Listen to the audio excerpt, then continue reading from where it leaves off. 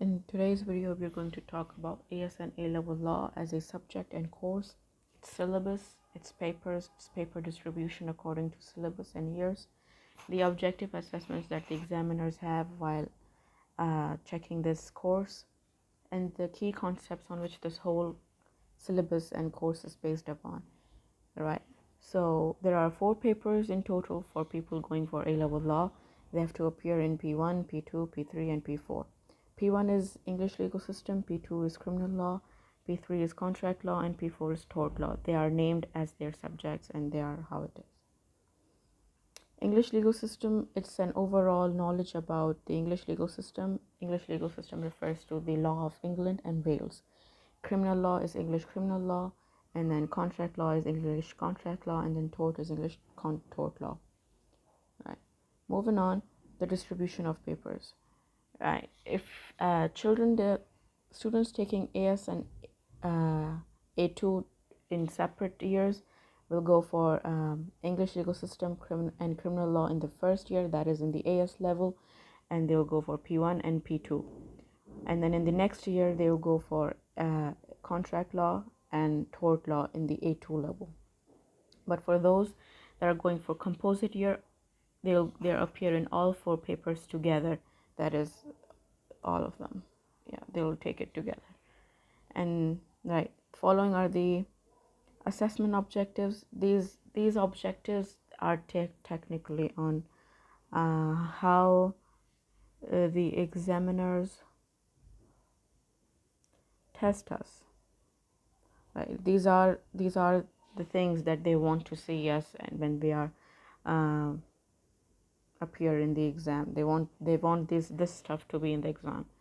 Right. AO1, knowledge and understanding, that is to have knowledge and then demonstrate the knowledge and understanding of legal concepts and principles, use statutes, case laws, and legal terminology and examples.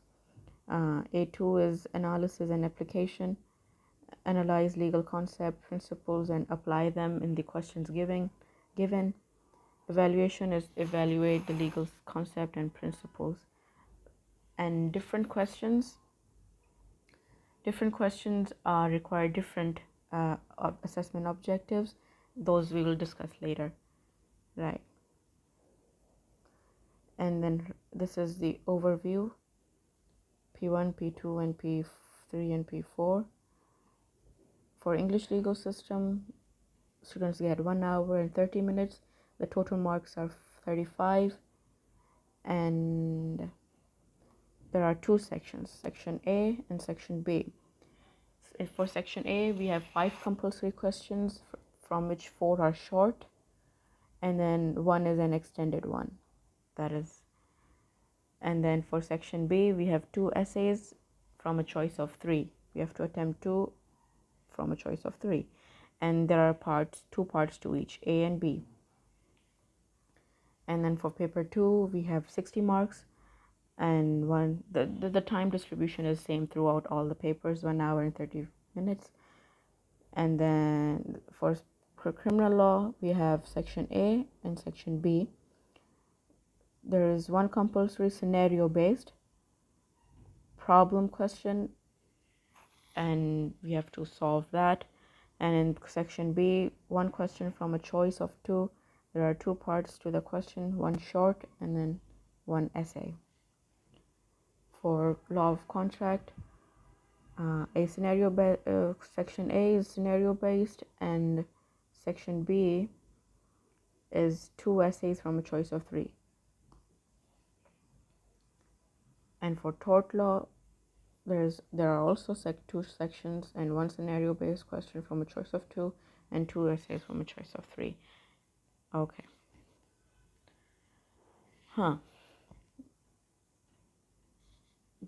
These are the key concepts that are explored throughout the course. Like whatever the subject, whatever the topics and the chapters we are studying, reading through, there are connections to these 5 concepts that are rights, duties, responsibilities, and freedom. This concept is about how the law protects the rights and the freedom of individual and imposes obligations upon them, that particular this are your duties and your responsibilities. As for the liability, this concept is about the legal responsibilities for the actions and the omissions. Like you have to pay for what you have done wrong or what you didn't do, what you were supposed to do. That is what omission is. Omission refers to not do what you were supposed to.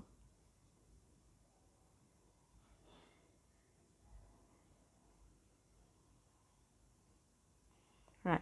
The third is justice and fairness and morality. This focuses on the purpose of law, that is, justice, fairness, and morality. It includes how and why the laws are made and enacted and enforced, how the civil law and criminal law achieves justice through sentences and remedies, the link between law and morality. This is the purpose and the portion, right? Just a minute.